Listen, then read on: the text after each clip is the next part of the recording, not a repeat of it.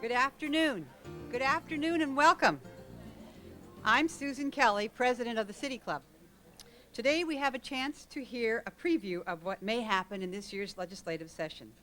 Our guest is Oregon Senate President Peter Courtney. On Friday, February 21st, join us for the first State of the State address from Oregon's new governor, Ted Kulongoski. If you haven't already made your reservations, I recommend you do so today, as we were down to just 10 tables left, and we'll be at capacity for sure. Today we kick off our annual membership drive, and you will find brochures and information on each of your tables and at the back table. Here to tell us about it is the chair of the membership committee and member of the Board of Governors, Katie King. But first, let me tell you a little bit about Katie. She also works for the Department of Human Services as Intergovernmental Relations Liaison, representing health programs which include public health, mental health, alcohol and drug addiction services, and the Oregon Health Plan. But in her other life, Katie is a mystery author, and her first novel, City of Suspects, will be in bookstores this fall. Katie King.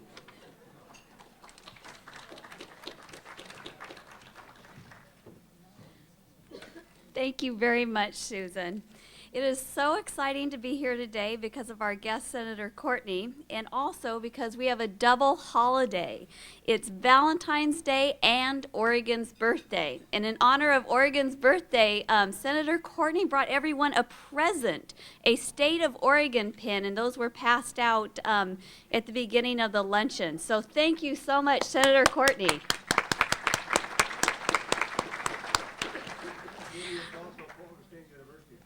Oh, yes. I also have an important Valentine's Day announcement. Since we love new City Club members, we chose today to kick off the beginning of our membership drive. From now until the end of March, our goal is to sign up 100 new members. And I see that we have many guests in the audience today. And may I have a show of hands as to our guests here today? Wow, that is just super. Now, if I could have each of you fill out a membership application and hand it in at our membership table, and we will give you a kiss. And the first person to hand me a completed membership application will get a whole bag of kisses. So please fill out those membership applications, and for folks that are already members, we challenge you to recruit 2 brand new members. So thank you very much. Bye. Thank you, Katie. Katie will also serve as our board host today as a member of the Board of Governors, and she will have the honor of asking the first question. Following Katie's question, the mic is open for City Club members only, and those of you that choose to sign up, we'd love to have you ask questions next week. Please line up at the microphone before Katie's finished, so we have time for the most questions. And keep your question to 30 seconds or less, and keep it a question, not a statement. Broadcast of City Club programs this quarter is made possible in part by corporate underwriting from Kaiser Permanente, Nike, and Washington Mutual. We are grateful for their support. Our guest today is Peter Courtney. He was first elected to the Oregon State Senate in 1998 and was elected Senate President unanimously just recently, just with a matter of weeks ago. Prior to the Senate, he served 7 terms as state representative and as House Democratic leader for 4 straight sessions. In the last session, he introduced an historic package of bills involving earthquake training and retrofitting, all of which passed. Senator Courtney was the chief sponsor of successful bills that established guidelines and training for emergency medical personnel for treating critically ill or injured children, and provide for safe surrender of a newborn and protect initiative integrity. In the 2002 special sessions, he led bipartisan efforts to rebalance the state's budget. Senator Courtney's other recent legislative successes include legislation requiring insurance companies to pay for food supplements for babies with PKU, a disease that can cause brain damage without proper nutrition. He also sponsored legislation that increased the penalty for the crime of watercraft hit and run He co-sponsored the prepaid tuition plan and worked to address the maintenance and expansion of Oregon state parks. This is a wide variety of important issues. In his other life, Peter is a professor at the Oregon University. He has a bachelor's and master's from the University of Rhode Island and a law degree from Boston University. His community service has been on the boards of the YMCA and United Way, as well as volunteering with Salem Boys and Girls Club. Peter also was a member of the Salem City Council and the Salem Area Mass Transit Board. Please welcome our speaker today, Senate President Peter Courtney.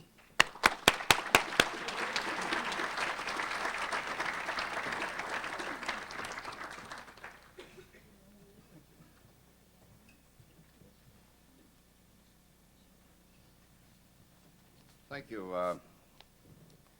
The reason I was sitting over there is that they told me that's where the people sit who don't pay for their lunch.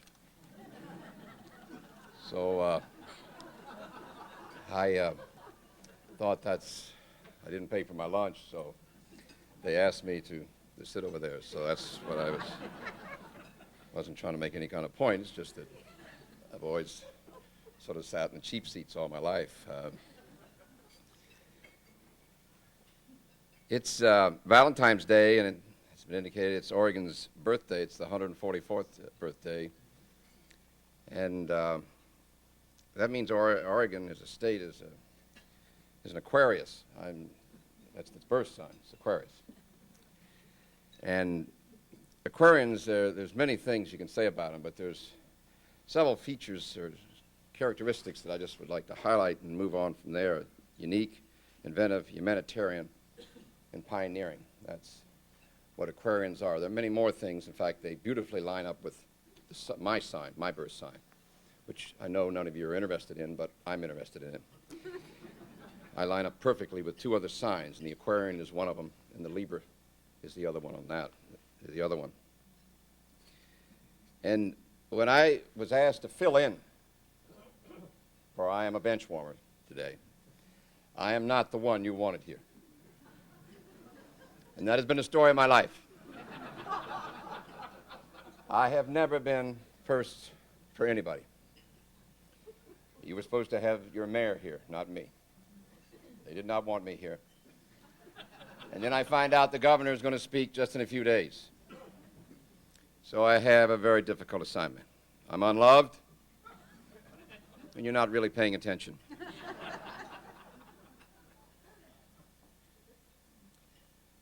The fact still remains that even on the Senate presidency thing, you know, this unanimous vote, you got to understand that unanimous vote.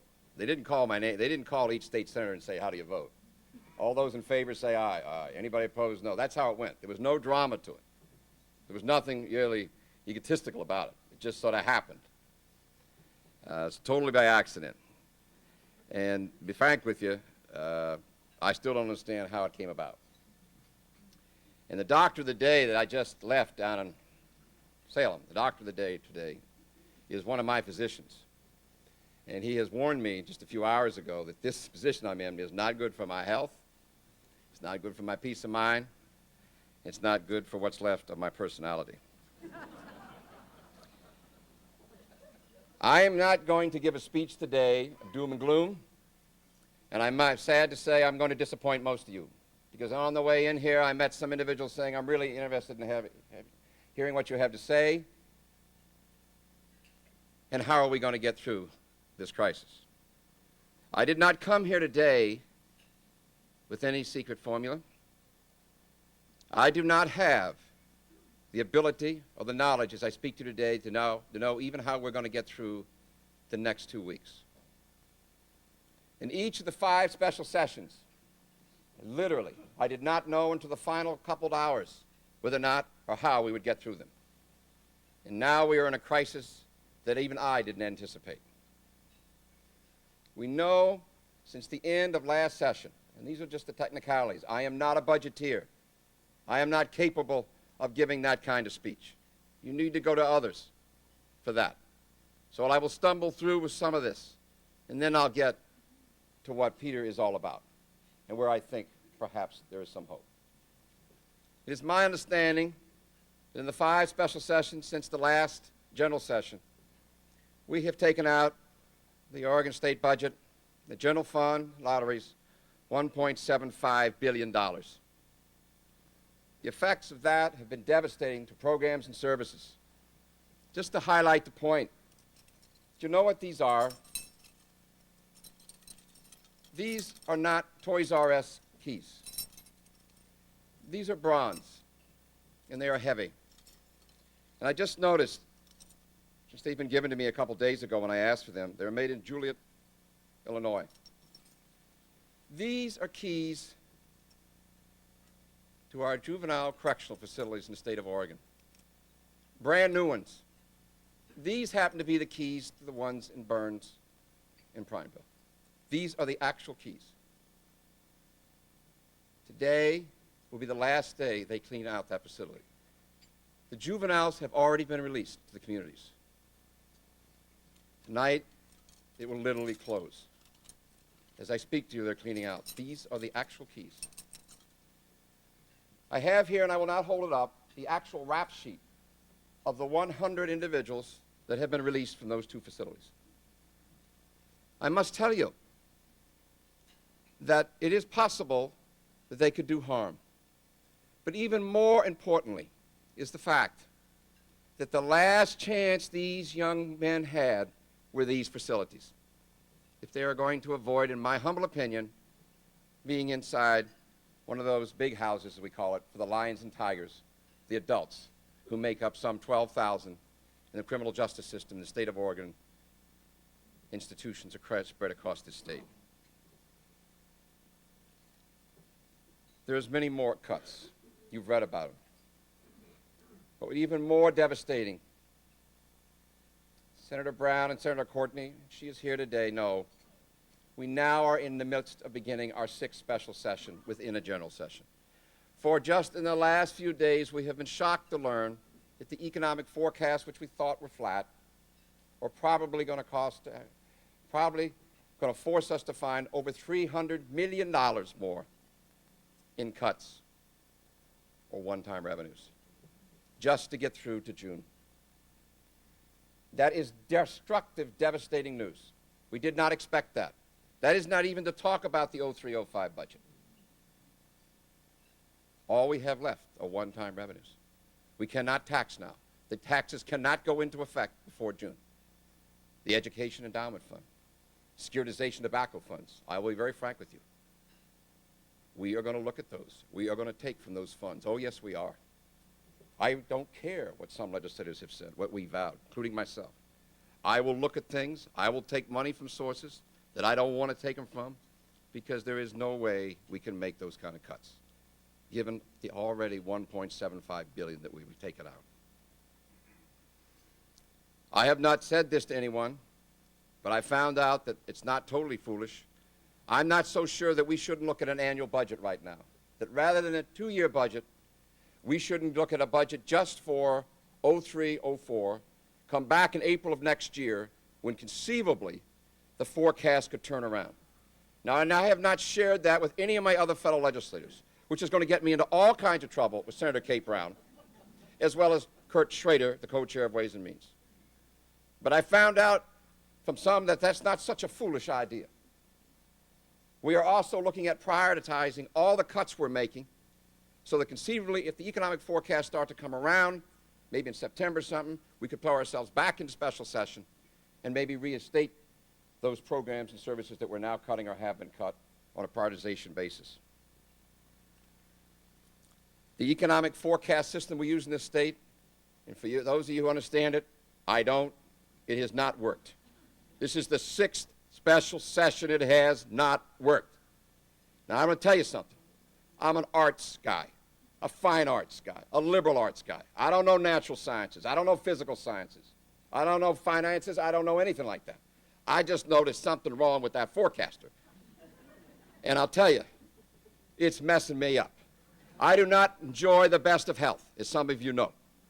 And it's really, maybe that more than anything else is going to put me over. But we got to fix that. We have to fix that. We will pass, yes we will. We are going to turn out a transportation plan. and the legislators who you aren't going to believe are going to vote for it. And that means either car registration or gas taxes or both. Yes, it's going to happen. I don't have that guaranteed. I haven't done any vote counts. I'm telling you it's going to happen. Don't ask me how it's going to happen. Not this day, on Valentine's Day. But it's going to happen. There is huge talk about this tax reformation. But the governor wants to go one way, and he'll be here to make you all love him on his way. But some of us, we're not so sure. We're not so sure that the legislature should sine die without coming up with some kind of method, maybe the local option, if nothing else, put it on the ballot and make a run at it. I'd rather reform the system much greater than that. Much greater than that, as Ron and Jane Cease know, Mike Burton know, Vern Duncan know, because at least some of them were around when I tried my crazy sales tax idea over 20 years ago. But the fact is, this legislature will struggle with the tax reform issue. I am not convinced that we may not make a move at it, even though, as I understand, the governor, who I totally support, does not want us to touch it. I could go on. But now I want to stop talking about technicalities. And now all I can talk to you about is things that to me are the simplest things in life. And that is the heart and the team. You know, when I look at this state and this club, I'm really fascinated. I forgot that our motto for Oregon is "She flies with her own wings." That is the motto of this state. The former great legislative historian, Cecil Edwards, geez, I wish he was still around, he said, "It is a fitting motto for people who pride themselves on their independence and their live, let live attitude." The motto reflects the independent character of Oregon pioneer settlers who established their own government, elected their own officials, and set up their own mint and stamped gold coins. And on it goes. But there is so much more. I did not even know that Oregon had these many firsts. I am fond of saying Oregon is a state that is the first to do something or the only state not to do something. Think about that. I don't have any idea what the last part of that means, but I do the first. The first state to officially celebrate Labor Day, to protect injured workers. First state to have statewide voter registration. First state to have a voter's pamphlet. First state to have an initiative referendum. I know all about that. First state to elect a U.S. senator by vote of the people. I didn't know that. First state to assure public access to the beaches. We all know about that. The first state with a bottle bill. And on it goes. First with statewide land use planning. First directly elected regional government in the U.S., Metro. First state to encourage community service volunteerism by establishing volunteers in service to Oregon. And of course, the first state to conduct its elections by vote by mail. But there is another first, too. And Senator Brown was the lead person in this.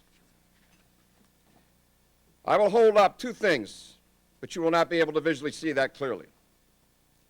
One is a memorandum of understanding that today governs the Oregon State Senate, and the other is an announcement of a joint Senate Democrat-Republican informational meeting to take place just a few days ago. When the Oregon Senate tied 15-15, everyone thought eventually the tie would be broken by a Republican going over to the Democratic side or vice versa, and that it would take us days to organize. A small group of legislators, 9 in particular, worked 2.5 months to produce this memorandum of understanding. On the second day of the session at 4 o'clock in the afternoon on a Tuesday, when no one was there, they officially adopted their memorandum, elected officers, and then they went home for the day. This memorandum has never before been tried, this kind of shared leadership in the history of the state, and we believe in this nation. The fact that Democrats and Republicans would try to caucus together, even though the press blew it up on us, is unprecedented in my legislative career. All these things are important. They're important when you combine that with the first that I talked to you about in Oregon. but now it's to you. You know, it's funny. I always wanted to be here. I always wanted to be here. This club. I found myself driving up here alone today. I did not want anybody to come with me. And I said, well, Peter, I guess you've finally made it. You are going to talk to the City Club of mighty Portland. And I see my friend Senator Vern Duncan laughing, saying, here he goes. What's he going to do with this? But the fact is, I always wanted to be here. I just didn't want to be here like this. I wanted to brag about one of these bills you heard that I helped with. That's what I wanted. I wanted to talk about something like that. I didn't want to be here when Oregon's facing its greatest economic crisis as well as greatest budget crisis. But remember what I said. I am not going to be doom and gloom today because it's Valentine's Day, it's a birthday, and now there's one other reason. I wanted to be here not because it's Portland. It's a wonderful place. And surely not because of the Twilliger curse. I love to say I survived the Twilliger curse. I didn't want to be here because of some of the, you'll laugh at this, road runs that I have done, the Shamrock Run, Bridge to Bridge, even the Hood to Coast. I always run that leg through the middle because those are all painful things. I wanted to be here because it was my perception as a guy who comes from the Mid-Valley that your research and your reports were always so extraordinary. I wanted to be here because of your record as a club for public service. I wanted to be here because of your reputation. Your reputation. In my opinion, compared to any other club in this state, this is the sterling. This is as good as it gets. I wanted to be here because of your citizenship. When this club was founded in 1916, I learned, it's interesting. They didn't want to just continue to meet, it says, just to have food and drink and complain. That's what it says. It's on your website. Rather, they wanted to come together to inform, to promote citizenship, public service, and help the community. In effect, I wanted to be here because of your extraordinary commitment to what is the best in human nature. You and this club bring out the best in people. That's what you want. You want the best. You want hope. You want optimism. Today, no matter what I say, the most important thing is the heart and the team. The heart is that you believe that we can get through this. The fact that it takes a team, every one of us, everything in life is a team, we can make it. Please remember what I said about all of Oregon's first. Please remember what I said about the fact that Oregon flies on her own wings. And please remember what I said about why I wanted to be here. I am a sentimental fool. I am a simple person. There is a song that I have used in the past, not for this kind of talk, but for commencement talks involving people who get a GED. But it's interesting when I thought about where we're at, all that Oregon has done on her own in a very special way, and how special this club is, I thought of this song. It was made famous by the late Frank Sinatra, and it's called My Way. I can almost see Oregon and Portland and this club mouthing the words, to think I did all that, and may I say, not in a shy way, oh no, not me, I did it my way. And not the words of one who kneels, let the record show I took the blows and I did it my way. It is my sincere hope and belief that Oregon's heart, with the help of the individuals here in this mighty club, that Oregon, in her own way, her special way, will find her way, and we will get through this. City Club of mighty Portland, happy Valentine's Day. Oregon, my Oregon, happy birthday. Thank you.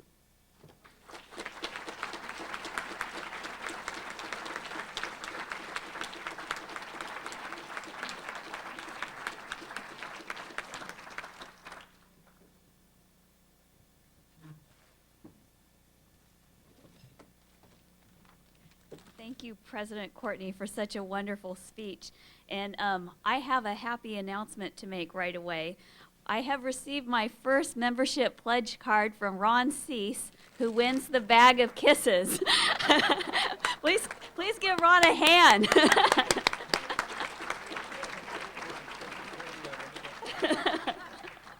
And now for my question. President Courtney, you were first elected to the Oregon Legislature in 1981. You've been through quite a lot since then. If you could go back in time and offer your younger self some advice, what would you say?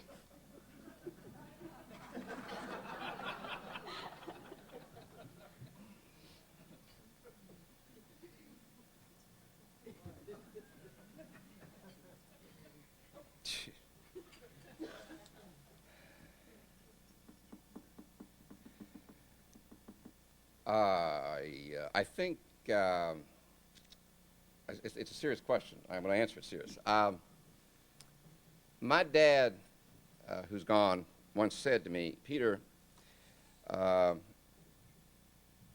don't think so much about yourself or where you personally want to go or what you personally want to do.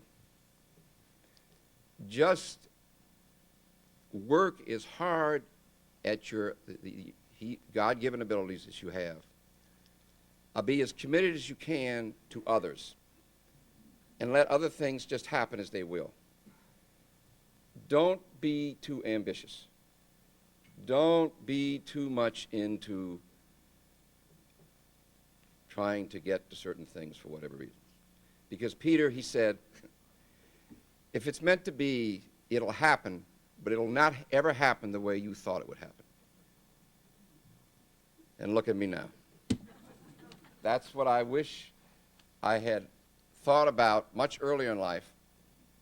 And when I talk to my three sons, who are relatively young, I try to impart to them. It's not about you, Peter.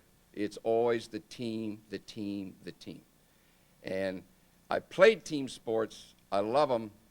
But sometimes I get into too much Peter, and that means feeling sorry for myself, doubting myself, or being egotistical. So that's the thing I wish I had done a better job with along the way. Stay here. We got questions. Chris? Oh, this is going to be interesting. Chris Smith, When club they line member. up. I'm not used to lineups. Senator, I consider your career to be a case study in why term limits are a bad idea. And if we still had term limits in effect, I don't know who we would have turned to in this time when we needed shared leadership. But my question today is about initiative integrity, which I know is one of your favorite subjects. As of yesterday, I think we have some 30 initiatives already filed to start to make their way to the ballot in 2004. That's up about 20% from this time 2 years ago. And one of those initiatives would restore term limits. Senate Bill 102 is currently in the Rules Committee, and that would require initiative sponsors to get 10% of their signatures before they could get a ballot title, which for those who follow this, ballot title shopping is one of the perceived problems with the initiative system. Can you tell us what you think about Senate Bill 102 and what its prospects are in this legislature?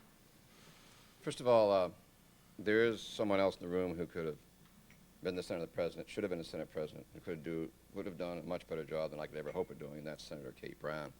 And I mean that very sincerely. So let's understand that. This is just Peter. So, but Kate's got the talent. She's paid the dues and should have been hers. I support the piece of legislation. and I will vote for it. But more importantly, the co-chair of rules is in this audience, and that is Senator Kate Brown. So, and I was making definite eye contact with her the whole time you were asking that question. In fact, I found myself fixated on Kate. And I don't want Dan to take that wrong, or Margie. Those are our respective spouses. Not that you care, but I'm not going to. You got to understand something about the memorandum of understanding. Every committee that we have in the legislature on the Senate side is evenly numbered, Democrats and Republicans.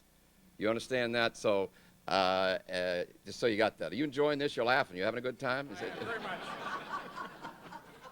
You know, I'm still pretty nervous about being up in front of you people. You're doing very well. So that's where I am on a measure. I am not guaranteeing you it's going to get out of committee, and I'm not going to put Senator Brown on the spot. I support it. We have a very healthy and aggressive initiative system, but I think in some ways we need to restructure it a bit. So and that's one of the ways. Have I answered your question directly enough? Thank you. Do you like me? Okay. Arvin Lux, City Club member. Senator, I think many of us look at the many of us look at the electorate in Oregon after Measure 28, and we feel like Stan Laurel scratching his head and saying, "A fine mess you've got us into, Ollie." As I understand it, before Measure 28, as the predictions of what its failure would mean came up, two bipartisan political pundits spoke to a group of leaders. And they said there were three reasons why Measure 28 will not pass. They don't believe you, they don't believe you, they don't believe you. I think we are facing a very serious credibility problem between leaders, both elected and community and volunteer leaders, but a very serious credibility problem in the state of Oregon. And I'm wondering if you might comment on whether we have a credibility problem, and if so, what can leaders, both elected and non-elected, do to bridge that problem? Well, you've asked about 7 things. Let me just start with one of them. I do not agree. I think the thing failed for, I think it was up to this is my own evaluation for, I think it's 4 or 5 reasons. First of all, you have those who will always vote no on tax measures. You have those who did not understand the measure. They didn't understand it. I mean, if you get close to these things, you think, well, this is what we're going to do. But they didn't understand it. If the public doesn't understand it, they vote no. I learned these from years of being on the Salem City Council. We put property tax levies out there, and you'd lose, and you'd come back and put another one. And these are things. If the public doesn't understand a measure, they say no. So those 2. The economy is weak, and people are very concerned about their jobs. And I think that's another reason. Another reason is the money was not dedicated. It was going to the general fund. One of the things I learned from being on the Salem City Council, even though I didn't, from a public policy standpoint, it's not always good.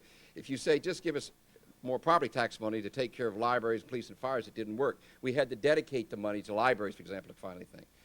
The final thing is, some people were saying no because they said, we'll support these services, but we don't want to support them this way. In other words, they want tax reform. The income tax is heating up as the property. They want tax reform. Now, I have to tell you, I have not seen any focus groups on this. But when individuals say, the public is saying this with 28, I can't accept that because I just identified 5 reasons. Now, that's just coming from Simple Peter. Nobody has to believe this. I haven't done any research, but it's too simplistic for me to accept people voted no for this reason. There's a lack of credibility in officials. Yes, sir, there surely is. Okay, I admit that to you. But there's more to it than that. And there has to be that kind of analysis for those of us in this position because I want to go back out again. And just to say it's a lack of credibility, I don't think it gets it there. How can we do something about that? Well, I've already talked about the state Senate. Now, I don't know whether this memorandum of understanding can hold together. And it hasn't gotten much press. Maybe that's good. But that kind of cooperation and bipartisan working together in an incredible situation, that alone is the kind of thing that I think will bring the public back to believing in us. So it's that kind of thing. But you know something? There's a lack of credibility in everything in America today. So I have to tell you that. There's fear. There's incredible fear in this country, and there's incredible distrust. The Memorandum of Understanding is based on distrust, which is a tragedy, but I got to tell you that. Somewhere, the benefit of the doubt. You ever heard that phrase? Individuals have got to trust and give someone a benefit of the doubt for even that memorandum. I've spoken too long. I didn't mean to give you a complicated answer, but you did ask a very complicated question in my humble opinion. Are you happy with me now? All right. I don't know. This is Andy Linehan, Am I City doing Club all right? member. I was sitting with you in the cheap seat, so thank you very much. He and I got to know each other. We talked, and he's a good person. He's a good person. Yes. you'll see there's a theme, and if you didn't feel you were able to address the last question adequately, I'll give you another chance, because my question is very much related. So I've already answered the question? No, I'll give it no, it's a difficult question. I think you're identifying it as at the core of some of our problems. It was great that you said there's wonderful things about City Club. I think sometimes at City Club we feel like we're the last bastion of sort of a sense of civic obligation and civic interest. And what we're seeing in this sour political atmosphere is kind of a gradual erosion of any belief in sort of civic activity in the broader sense, not just political, but things outside the business life. What do you think is going to turn around the sense of the feeling of valuing investment in the public sector and in the civic sector more broadly, which is kind of, I think, our problem? Well, I meant what I said about this club. I meant, but you see, I'm just Peter. I can't save the world. Look, I can't, when I speak, and Senator Brown will tell you this, even when I'm on the floor and I'm carrying a bill or I'm fighting against a bill, I go out of my way to be civil. To be civil. Just simple as that, to be civil. And I do it for a reason. It's part of the way my mother and father raised me. But it's also because I have so much respect for the process and the institution. And my dad and mom told me, Peter, whatever you do, you can fight with someone, whatever, but every man and woman, every child is entitled to human dignity and civility. I just think, I don't have, it frustrates me your question, because I think I have to, because I'm in front of this, you all are very intellectually endowed individual. I have to come up with some profound answer. And yet, I have to say, we were able to do the memorandum with individuals, some of whom look at government in a very dark way, negative way, but they came together. And I think it had always to do with human relationships. Everything comes down to human relationships. Whether it's the legislature, whether it's the family, it comes down to human interaction. I'm serious about that. You can only reduce so many things to writing. Eventually it comes down to the human relations thing. And I had an obligation when I came up here today, because I know this thing's going out in the airways, not to talk doom and gloom, but to talk optimism and hope, but also respect for you as an individual, for this club, and for this community. And I'm not saying that's going to do anything after I leave here. But I can't say enough for those kinds of human interactions, those kinds of dealings with people as individuals. Now that's far too, you're going to probably say, Peter, that's not good. I want to, that doesn't do it. But that's all I can tell you. That's all I can do. I can't do any more than that. So I know you're not happy. Please help me. And I sat beside you. You and I were talking, so you got to be. You're supposed to make me look. I'll do my best. B.J. Seymour, City Club member. But you didn't pay for your lunch. No, I didn't Okay. eat lunch either. That's all right. We are facing all these horrendous budget cuts and more in the offing, as you've pointed out to us, and letting dangerous kids out of state facilities and closing the facilities and having the shortest school year of any place. Is it time for us to rethink what we did back when so-called Measure 5 was passed and we cut back the property tax that used to fund the schools? First of all, you can never go back. But I do want you to know, if you're talking about a local option, which is being discussed right now, that is to put a statewide measure out there that say that if a community wants to increase their property tax a certain amount for schools, they will have that option. That is now being discussed in the legislature. I think it needs serious consideration. I have some serious concerns about it, but we don't need to get into those here today. So that's how you would, in my humble opinion, that's how you should reconsider the past in that way. If you understand what I'm saying, that kind of thing.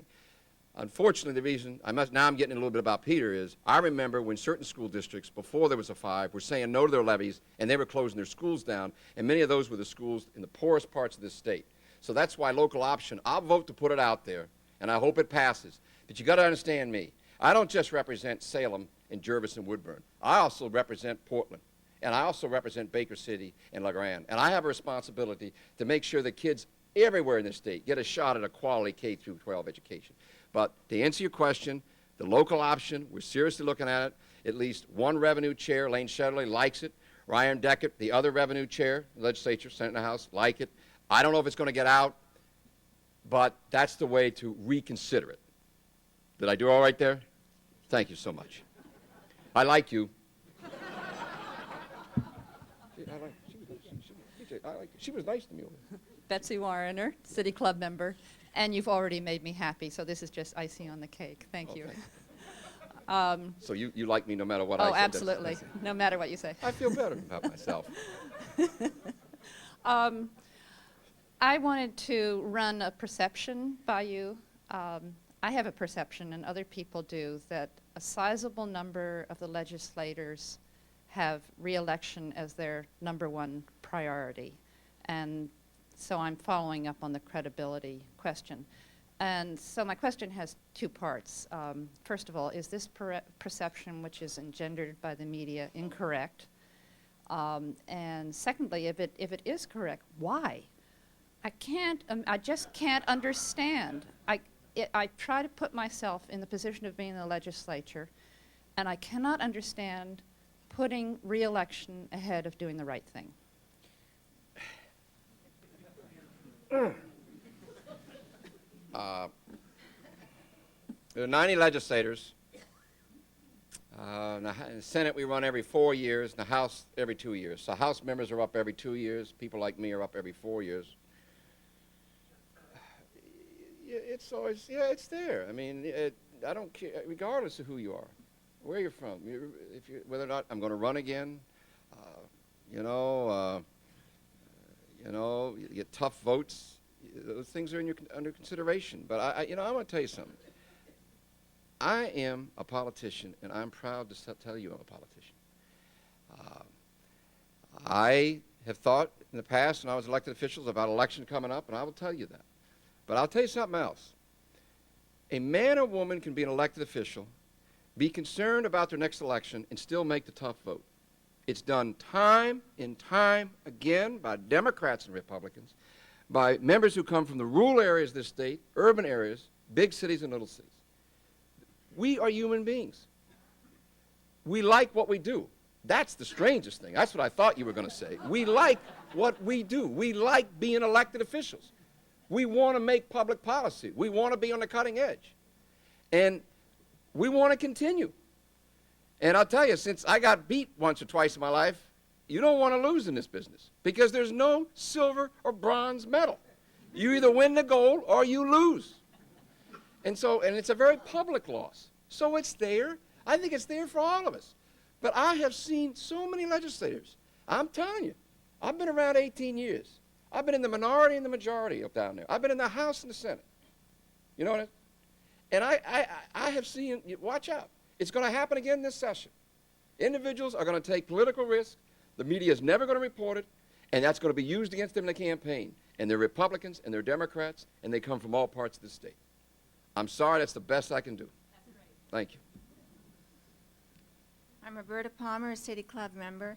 It seems like the kicker law was a bad idea.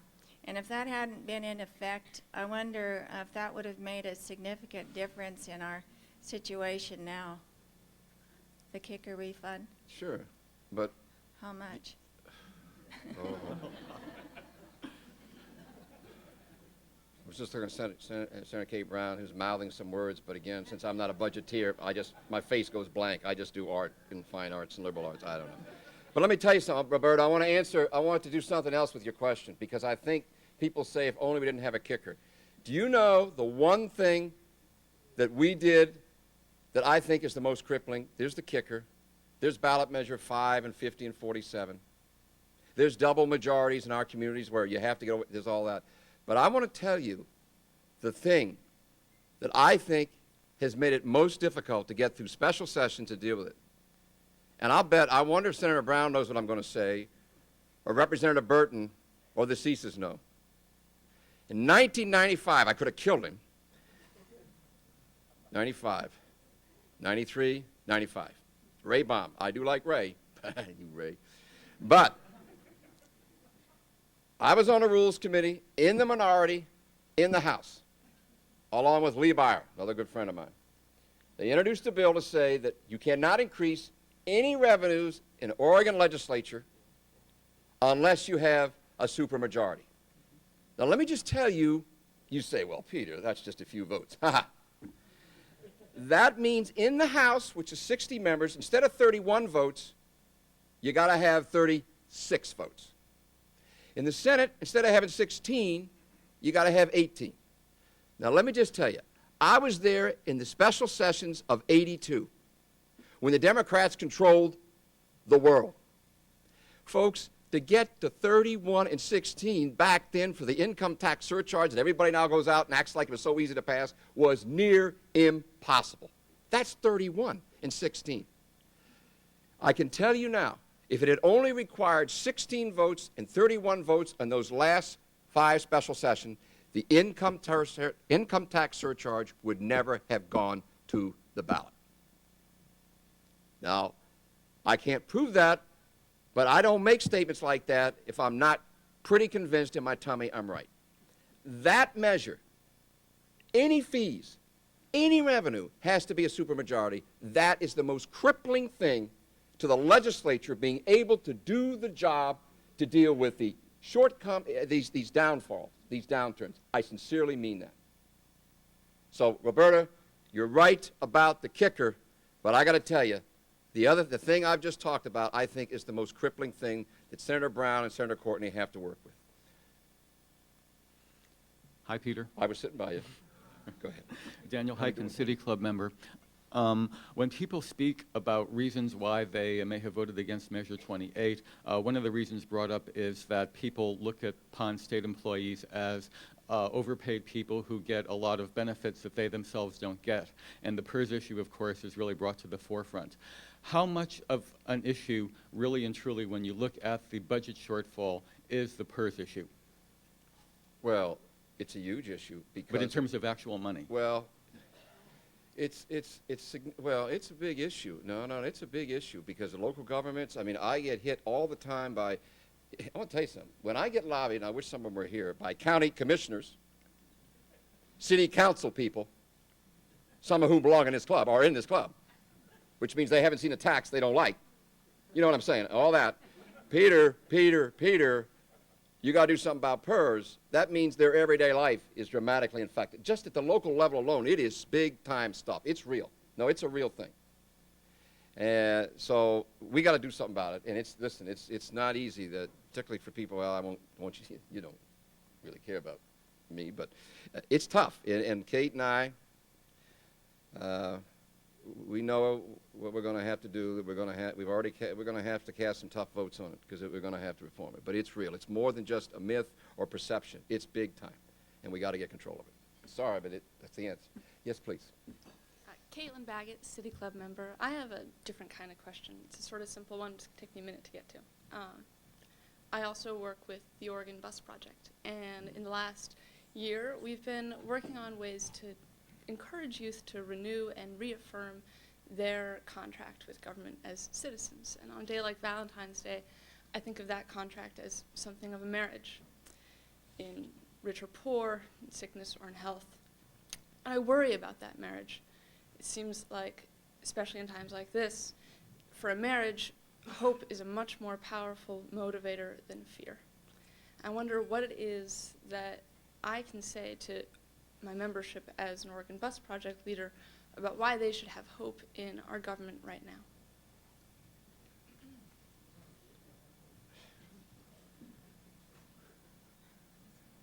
Well, Caitlin, you say our government. First of all, you do live in this state.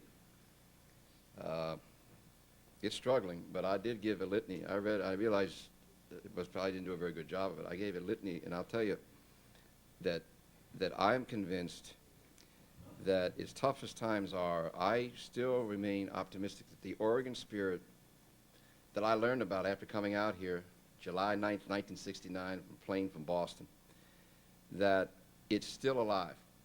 I talked about the Memorandum of Understanding.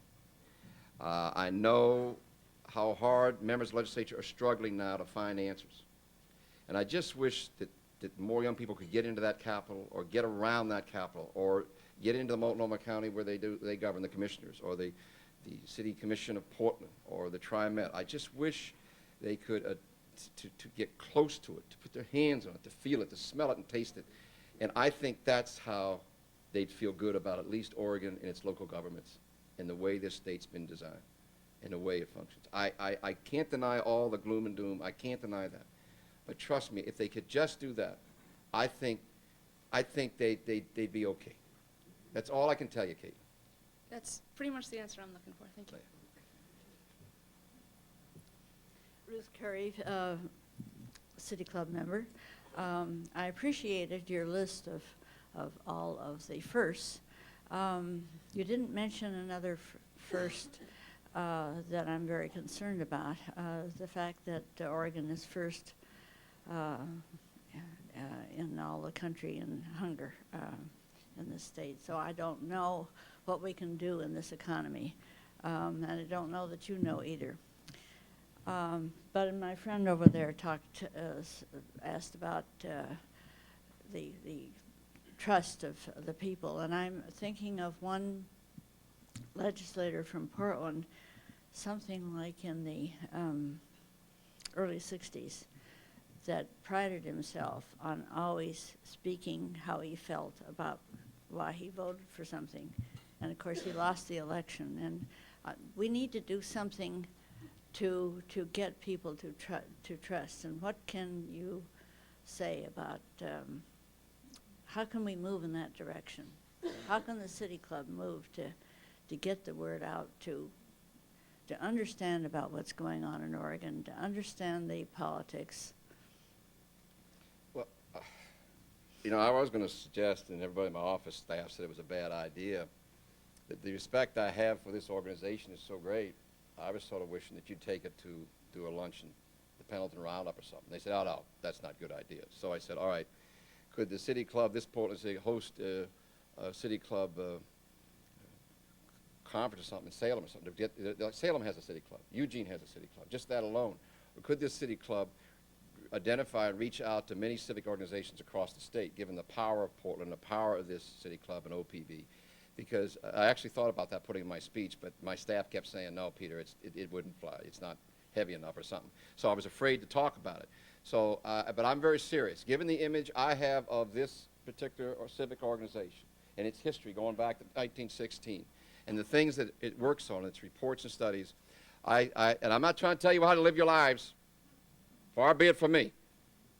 I'm not so sure that this couldn't be the organizations of all the nonprofit civics that in the state could, through whether it's a conference, whatever, convene organizations across the state of like mind, and that alone could have a very powerful impact in terms of getting out the word or creating trust. But that's just me, and as I said, that was foo-fooed by my staff before I came up here, and so I still think it's a good idea, but that's the best I can do with that very difficult question. So that you asked a specific question about this club, right? Is that right? Thank you. Hi, Peter. I really like you. And Did you get one of my pins? Yeah, I have. See. By the way, I paid for all this. Well, thank you. That's not tax. There is no public money in the purchase of those pins. I want you all to know that. I didn't get any fixed deal on them. I paid for them. I paid for them. Everybody got it? Colin Fogarty, PB, I paid for them. I bought them for you on Valentine's Day.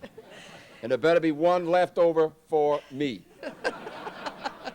I didn't mean to interrupt, but I get carried away, and I'm very sorry, because you like me. And I'm sure it really looks nice on me. It's a beautiful and pin. the others It is who are a wearing gorgeous it as well. pin. One of the things, thank you so much. One of the reasons I really like you is how much you like this City Club, and I'm one of the members of the Board of Governors, and I suspect that we will take up this notion that you just provided us at our next board meeting. Our president-elect was right here, and Susan, whom I can't see, is over there, but they'll probably affirm that. But my question is undoubtedly very naive, but on the supermajority problem that you mentioned, how many others in the legislature share that opinion, and is there a chance of getting it changed? There's no chance of getting it changed. Okay. I don't think so. I don't know. I was just looking at Kate. I don't think so. No, I don't think so. That was part of a movement to have less government, restrict government, limit government, have a small government. It came out of that type of early 90s phenomena that was driven nationally in D.C., and I won't tell you who drove it, and that was all part of that movement to restrict government so much so that it would be very difficult to increase spending. And I really don't think we could, it'd be very difficult to change it. Ned, look, member, the first thing I'd like to say, Senator, you may not know why you were elected unanimously to the Senate chair. We here do today. Oh, well, thank you. I've got to raise the question of taxes. I can't for the life of me understand why, with all the advantages of a sales tax, we can't put in one column all the services that we pay for by taxes, put in a column alongside of it the amount of money that we now give to that particular service. All these are known. Put in the third column after a thorough study and audit whether they should have more money or less money. Put in the fourth column all the sources there are of taxes, including a sales tax, and then put a sales tax out there with a carrot that will give them some money back from some of the taxes we're now paying, personal taxes, whether it's personal income, business tax, property tax, whatever it is, because we can put a sales tax on that will raise more money and hurt less people if you give them some money back.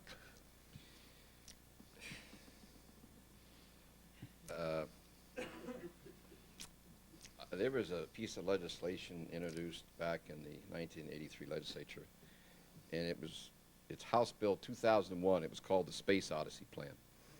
And there were two people on it, a guy named Tony Van Vliet, a Republican from Corvallis, and a guy named Senator Courtney from Salem. And it took 2.5 years to construct that piece of legislation, which it would have been a property ballot measure 5. What we did, we dramatically lowered the property taxes, ironically, and capped them. There's a little way you could tweak it. And a 4% sales tax would go to grades K through 12, and we had exemptions in there for essential services. We even had a low-income rebate program cover the whole thing. It took us 2 years. A guy named Rich Munn, you don't know him, but he was the architect. He's probably one of the geniuses in the Oregon tax structure. He's retired now. Helped us do it, and we did everything you said. We did everything you said, you know. And Tony came to it I came to it because I had grown to hate the property tax, having been in Salem City Council. He came to it because Tony Van Vliet is probably one of the greatest of all ever budgeteers I'll ever serve with, in the Ways and Means giant out of Corvallis. And you know, I remember going statewide and giving speeches about this. And I remember it's so frustrating. I'd say, okay, now the 4% rate will be locked into the Constitution, so legislators or whoever cannot increase it. You understand what I'm saying? You got that, Ned? Okay. So I got through, I explained it, I gave my speech, and the first question I would get, you know, we could vote for this, and then the very next session of the legislature, you guys will go and increase it. I says, wait a minute. What I'm saying to you is, it's Rich Munn. You know what I learned from that exercise? The public probably cannot accept major tax reform. You have to do it in bits and pieces, and I'm very serious about that. You can't. I learned lessons. First of all, I ruined myself politically, which that's all right. But the thing I learned about human nature, which I've been talking about here, is that kind of plan. It's too big. It won't work. You can bits and pieces. I've had to roll it back to a smaller sales tax. You understand what I'm saying? In a different way. So, Ned, that's the best I can do. It makes all the sense in the world. The people will not vote for it. Am I done? I'm sorry, we have just a few moments left, and so I'll have to hold off on the questions. I'm sorry about that. Maybe you could ask Peter afterward. Then I have to leave here right now. No, you're making me stay say for questions. Before we close, But am I still on the air? Club, you're still on the air. We're both on the air. Would you please pull out those keys? Oh, you want? I'm not. These aren't your keys. No, I want the keys jangling. I want to close with a message from all of us that we really appreciate that you're in charge, that you're leading the Senate. I feel very confident that we're on an upward swing. I appreciate so much the civility and the human relations aspects that you brought. And don't throw away these keys. Thank you. City Club is adjourned. Thank you. Thank you very much. Thank you.